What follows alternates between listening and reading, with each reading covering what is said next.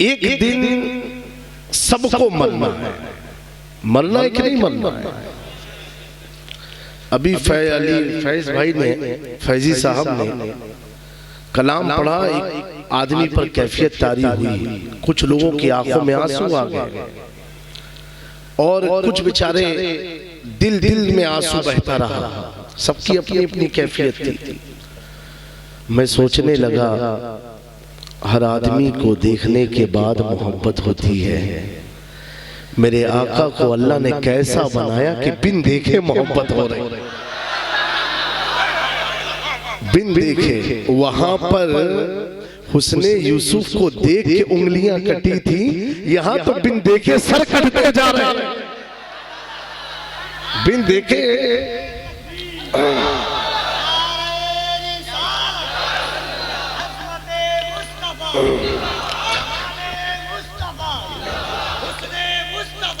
और अल्लाह ने हुस्न भी कैसा अता फरमाया, कैसा अता फरमाया। कोई मोहब्बत करता है आंखों को देख के, कोई चेहरे को देख के, कोई लब को देख के, कोई जुल्फों को देख करके, कोई इसकी अदाओं को देख करके।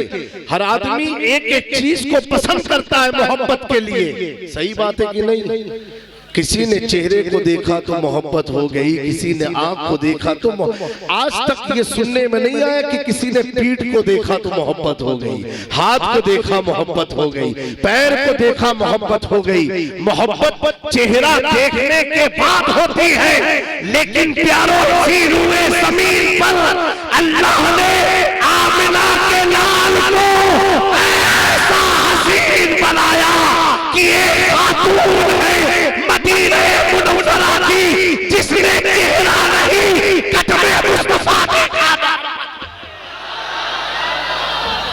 मेरे आका मदीने के बाहर तशरीफ लेकर के गए और जब मदीने में दाखिल हुए, धूप की शिद्दत की वजह से आका ने चेहरे को ढका हुआ था और अपनी ऊंट पर या घोड़े पर सवार थे। एक बड़ी घराने की खातून तिजारत के घर से मदीने के बाहर टेंट लगा करके बैठी थी। जब आका का गुजर होता है, उसने हुजूर के पांव के अंगूठे की बगल की उंगली देखा। जब उंगली देखा तो घोड़े के पीछे दौड़ने लगी।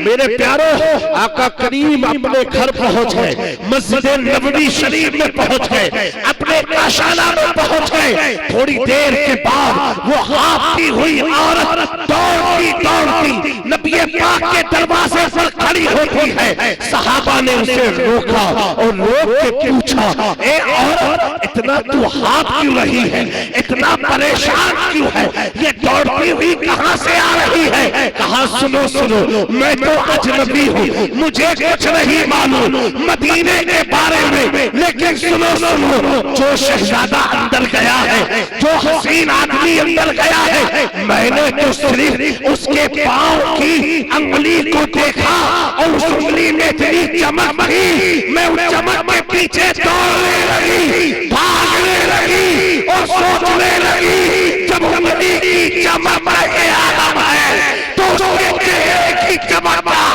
आलम क्या होगा? तभी तो मेरा इमाम अहमद रज़ा आका करता है, या रसूलुल्लाह, जब तुझसे बातें हैं सब बातें मेरा दिल भी चमका दे। मेरे दोस्तों, उंगली के पीछे कोई भागता नहीं, उंगली के पीछे कोई दौड़ता नहीं।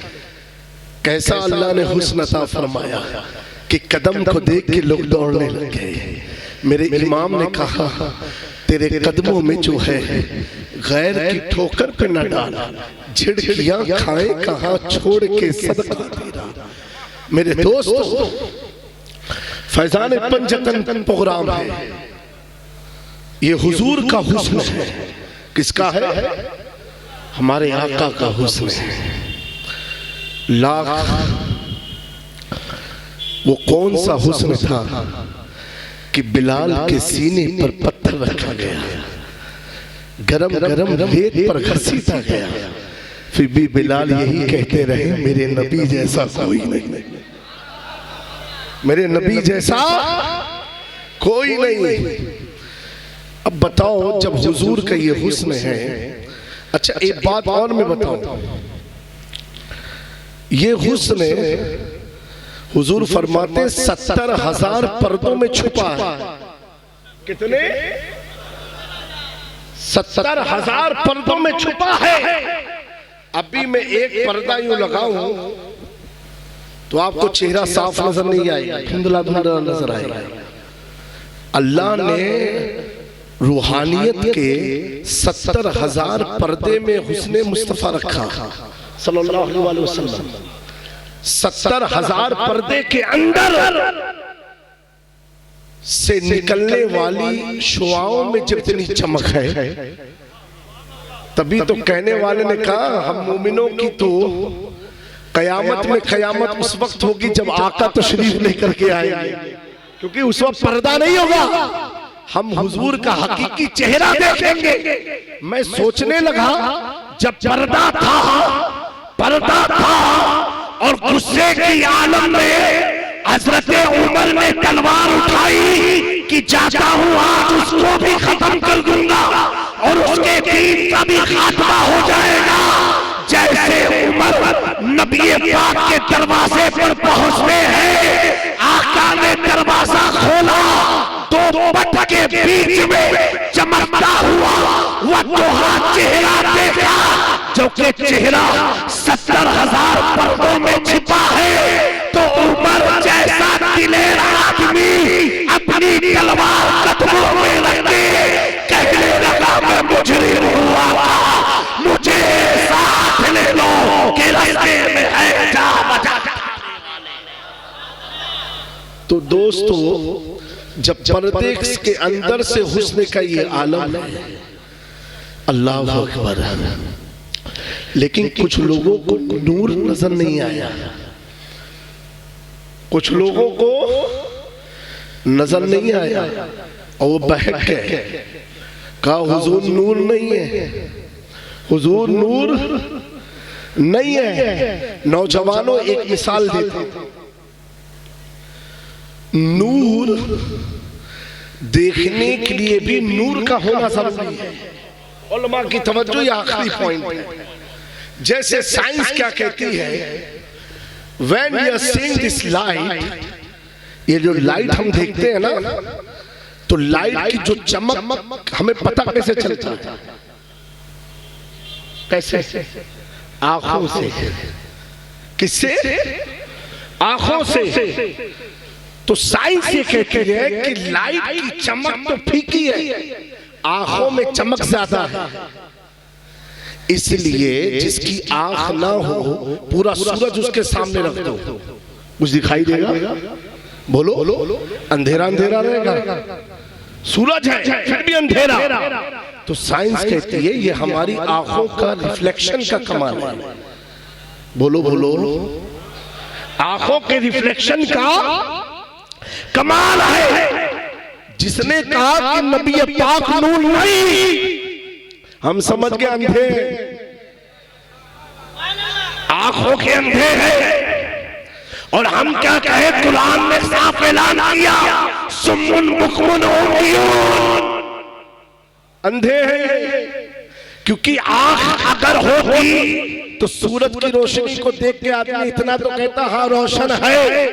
इनकी आंख ही नहीं है, इनकी आंख ही नहीं है। जब इन्होंने नबी पाक के नूर पर एतराज किया, मेरे इमाम अहमद रज़ा ने बरेली में बैठ के अर्ज किया, उठा दो पर्दा, दिखा दो चेहरा के नूर बारी हिजाब में है, जमाना तारीख हो रहा है, कहा है मेरे आका चेहरा से पर्दे हटा दो ताकि अहमद रज़ा भी कुछ देख ले। क्योंकि अहमद रज़ा वही लिखता है जो देखता है, वही लिखता है जो देखता है। अल्लाह के फजल से इमाम अहमद रज़ा की किस्मत की मेराज हो गई। चेहरे मुस्तफा को देखा, सिर्फ चेहरा ही नहीं, अल्लाह के फजल से हसन को देखा, हुसैन को देखा, अली को देखा, हजरत इमाम ज़ैनुल आबिदीन को देखा, इमाम बाकिर को देखा, इमाम जाफर सादिक को देखा, इमाम मूसा कासिम को देखा, इमाम अली रजा को देखा, इमाम नकी को देखा, इमाम नकी को देखा, इमाम हसन अस्करी को देखा, बगदाद के दुल्हा गौसे आजम को देखा, अजमेर का बादशाह ख्वाजा गरीब नवाज को देखा, गुलबर्गा के शहंशाह बंदा नवाज के सूतराज को देखा, कि छोटे का तारकुल सुल्तानत मखदूम समनानी को देखा, महरेरा में ताजदार बरकात को देखा, दिल्ली में महबूब इलाही को देखा, पटन में बाबा फरीद को देखा, आका बाबा फरीद को देखा।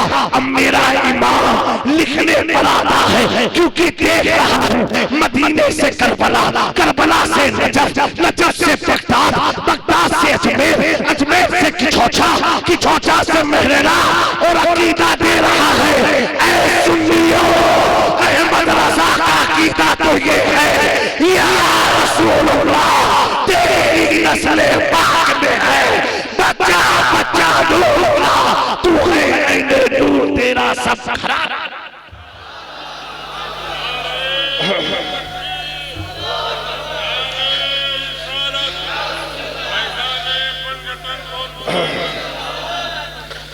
मेरे दोस्तों, जब देखा यही मसल के आला हज़रत है, मैं कहता हूँ उलमा की तवज्जो, महफिल कैसी भी हो, नात पढ़ी जाए, मनकबत हो, नियाज और लंगर हो, लेकिन कंफर्म नहीं होता है कि सुन्नी की है कि नहीं।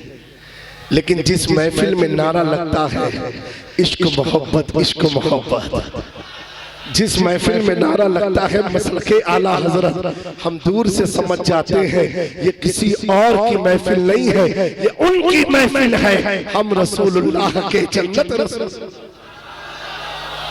मेरे दोस्तों, ली खमसतुन मुतफी बिहा हर्रल वबाइल हातिमा अल मुस्तफा वल मुर्तजा वबनाहुमा वल फातिमा।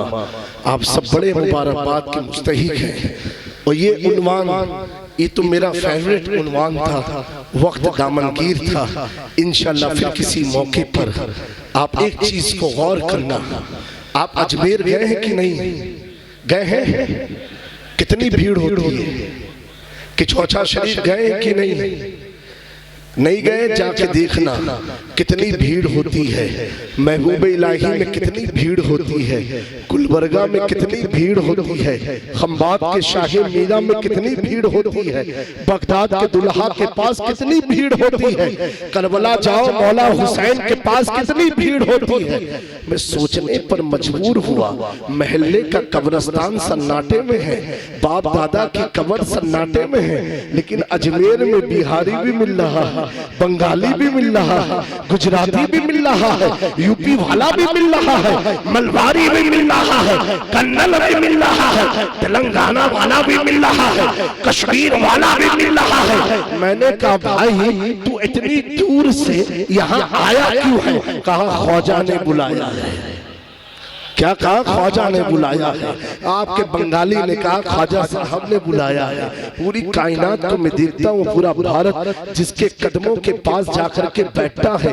मैं सोचने पर मजबूर हुआ कि या अल्लाह ऐसा क्या है कि चारों तरफ पब्लिक ही पब्लिक का हुजूम है, चाहे अजमेर में। अच्छा, इनका उर्स भी ऐसा नहीं होता कि ऐलान हो कि फला मुकर्रिर आने वाले हैं, फला शायर आने वाले हैं, कोई ऐलान नहीं होता। लेकिन जैसे उफुक पर चांद तुलू होता है रजब का, हर आशिक का चेहरा खिल जाता है। छठी आने वाली है, अजमेर चल के जाना है, छठी आने वाली है, अजमेर अब हमें जाना है।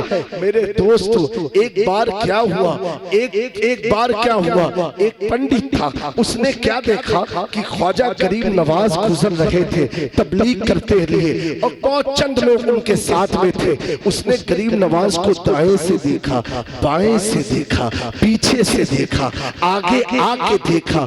जब आगे आया, ख्वाजा गरीब नवाज ने फरमाया, ए मेरे चाहने वालों, पंडित जी को आने दो, क्योंकि दूसरे धर्म के गुरु हैं, इन्हें करीब आने दो। जब ख्वाजा साहब ने करीब बुलाया और बुला करके पूछा, ए पंडित जी आप क्या परेशानी में हैं, क्या बार बार देख रहे हैं? कहा गुरुजी मैं इतना तो जरूर मान गया कि आप ईश्वर के बहुत बड़े महंत हैं, बहुत बड़े संत हैं।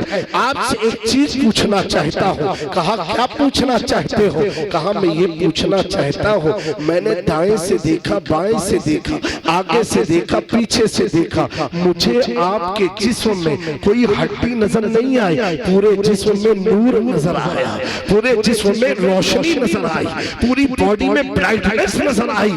मेरे ख्वाजा साहब ने जब इस बात को सुना तो उसने कहा, ख्वाजा साहब ने पूछा और क्या देखा? कहा सर से लेके पांव तक पूरे जिस्म में न मांस नजर आया, न बोन्स नजर आई, न मिट नजर आया, न चेस्ट नजर आया, न लीवर, न किडनी नजर आई। Only I saw the brightness in your body. Khwaja साहब मुस्कुराने लगे। कहा बेटा चल मेरी खानका में चल। खानका में लेकर के गए। कहा तूने कैसे देखा ये चीज? उसने कहा मैंने अपनी किताब पर अमल किया है, अपनी किताब को मजबूती से फॉलो करता हूँ और मुझे परमात्मा ने इतनी शक्ति दी है, मैं जिस इंसान को देखता हूँ उसके अंदर के सारी सिस्टम को देख लिया करता हूँ। उसके दिल में क्या है वो भी देखता हूँ, उसके जहन में क्या है वो भी देखता हूँ। जब आप निकल रहे थे मैंने जब आपको देखा तो दिल नूर है, सीना नूर है, जहन नूर है, पूरा वजूद नूर ही नूर है। सिर्फ आपके दिल के पास एक ब्लैक कलर का स्पॉट देखा है, वही मैं कंफ्यूज में पड़ गया कि पूरा जिसमें नूर है ये काला काला दिल की तरह दिल के पास है क्या? मेरे ख्वाजा ने सुन करके मुस्कुराया, पंडित जी की खिदमत की, पानी पेश किया, बैठाया। बैठाने के बाद अब आप सोचो तो सही, मेरे ख्वाजा की तबलीग पर हम कुर्बान, हमारे माँ बाप कुर्बान। मेरे ख्वाजा फरमाते हैं सुनो सुनो, मैं ये राज का खोल दूंगा, इस राज का जवाब दूंगा, लेकिन उससे पहले तुझे एक काम करना पड़ेगा। उसने कहा गुरुजी आप बताइए तो करना क्या है? मेरे ख्वाजा फरमाते हैं अगर तू चाहता है मेरे दिल से वो जो कालापन है दिल के मानी वो निकल जाए तो तू पढ़ लेना अशहदु अल्ला इलाहा इल्लल्लाह वहदहु ला शरीक लह व अशहदु अन्ना मुहम्मदन अब्दुहु व रसूलुहु। उसने कहा ख्वाजा साहब पढ़ूंगा मैं और कालापन आपका दूर हो जाएगा। ख्वाजा साहब ने कहा हाँ हाँ हाँ पढ़ेगा तू, कालापन मेरा दूर होगा। कहा कैसे? कहा एक बार पढ़ के तो बता दे, तू खुद देख लेगा। उसने कहा ठीक है, अगर नहीं दूर हुआ तो कहा ठीक है, एक बार कर तो सही। जैसे उसने पढ़ा अशहदु अल्ला इलाहा इल्लल्लाह वहदहु ला शरीक लह व अशहदु अन्ना मुहम्मदन अब्दुहु व रसूलुहु, ये पढ़ना ही था। अब वो देखता है तो दिल के पास कोई कालापन नहीं है। अब वो और हैरान हो गया। कहा ए ख्वाजा साहब अब मुझे ये चमत्कार के बारे में बताओ, ये हुआ कैसे? पढ़ा मैंने था और साफ आँख का दिल कैसे हुआ? कहा सो मुझे अल्लाह ने आईना बनाया है, आईना। जो कुछ भी तूने देखा था हकीकत देखा था, जो दिल के पास कालापन था वो तेरे शिर्क की बुनियाद पर था। तूने शिर्क से तौबा किया, वो भी रोशन। और कहा सो सिर्फ मेरा दिल नहीं बल्कि जिस तरह सर से पैर तक मैं रोशन हूँ, अल्लाह ने तुझे भी रोशन। सुभान अल्लाह, वाह वाह वाह, सुभान अल्लाह। नारे तकबीर, नारे रिसालत, फैज़ाने पंजतन कॉन्फ्रेंस, नौजवानाने अहले सुन्नत, फैज़ाने मिट गए मिटते हैं मिट जाएंगे अदा तेरे, न मिटा है न मिटेगा कभी चर्चा तेरा। ऐ हुसैन इब्ने अली तेरी शहादत को सलाम, दीने हक अब न किसी दौर में तनहा होगा। मेरे प्यारों बड़े खुशनसीब आप लोग हैं कि अतराफ में भीड़ क्यों लग जाती है, क्यों लग जाती है? आका करीम ने इरशाद फरमाया अन्नुजूम अमानुल अहली समाए, सितारे आसमान वालों के लिए अमान है, व अहलु बैती अमानुल अहलिल अर्द, और मेरी आल फातिमा हसन हुसैन अली इनकी औलादे जमीन वालों के लिए अमान है। तो ए लोगों समझ जाओ, अजमेर में भीड़ इसलिए है अमान वहां मिलता है, कि चौचे में भीड़ इसलिए है अमान वहां मिलता है। मेरे इमाम ने अकीदा दिया, कयामत तक के मसल के आला हजरत वालों को अमान चाहिए, दीन चाहिए, उरूज चाहिए, तरक्की चाहिए। तो ये अकीदे पर अमल करना, तो जहां में खातिमे आले रसूलुल्लाह कर हजरत आले रसूल मुक्तदा के वास्ते। अस्तगफिरुल्लाह रब्बी मिन कुल्लि ज़ंबि व अतूबु इलैहि व मा अलैना इल्ला अल बलाग। दुआ फरमाइएगा इंशाअल्लाह कि वक्त पर एयरपोर्ट पहुंच जाए, फिर दोबारा इंशाअल्लाह मौका रहा जरूर आपकी खिदमत में हाजिर रहूंगा। अब दे इजाजत, अस्सलामु अलैकुम व रहमतुल्लाह।